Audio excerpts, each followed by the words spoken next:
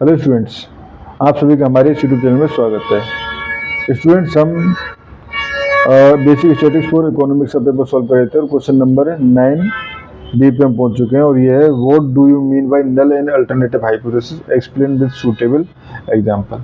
ठीक है, तो देखो इसको समझते हैं। नल hypothesis,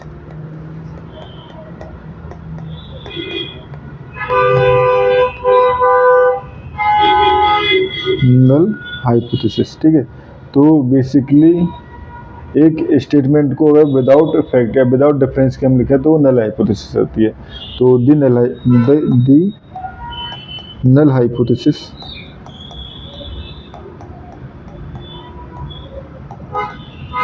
is a statement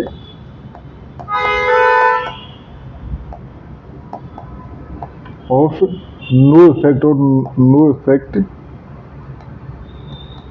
on no difference. ठीक है, तो basically it is start with, ठीक है, जो एज्यूम्पशन से है उससे स्टार्ट होती है। तो it is the एज्यूम्पशन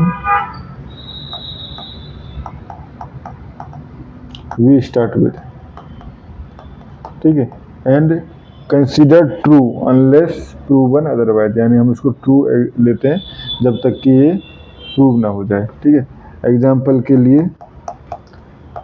null hypothesis mean equal to 50 हमने दे दिया। ठीक है, यानी कोई पॉपुलेशन है उसका मीन जो है वो 50 है, हमने नल हाइपोथेसिस दे दिया।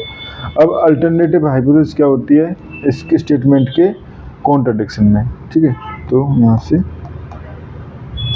अल्टरनेटिव हाइपोथेसिस, ठीक है। तो alternative hypothesis basically the alternative hypothesis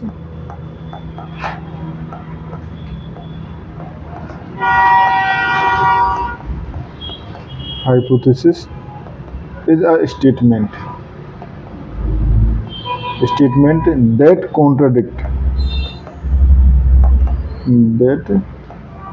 contradict as not या null hypothesis।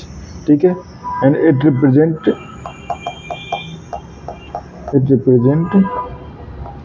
what we want to prove।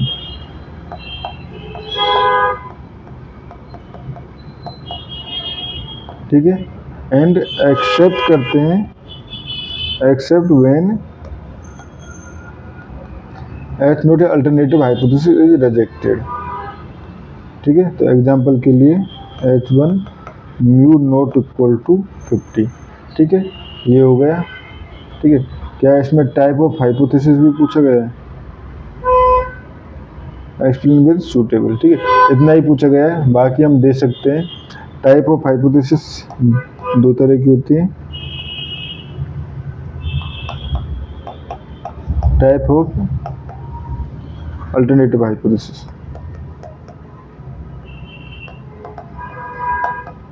ठीक है, एक हमारे पास होती है two tail test. Two tail test यानी कि जैसे h1 not equal to h1 अगर मीन नॉट इक्वल टू 50। ठीक है, उसके बाद अब नॉट इक्वल टू हो गया, अब या तो ग्रेटर देन या लेस देन, तो एक ग्रेटर देन के लिए एक लेस के लिए। तो right tell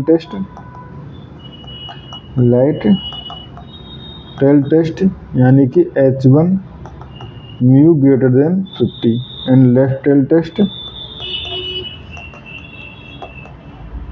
h1 mu less than 50। तो ये हमारे पास टेस्ट होते हैं अल्टरनेटिव हाइपोथेसिस। ठीक है स्टूडेंट्स, और इस क्वेश्चन में हमें इतना ही करना था। Thank you.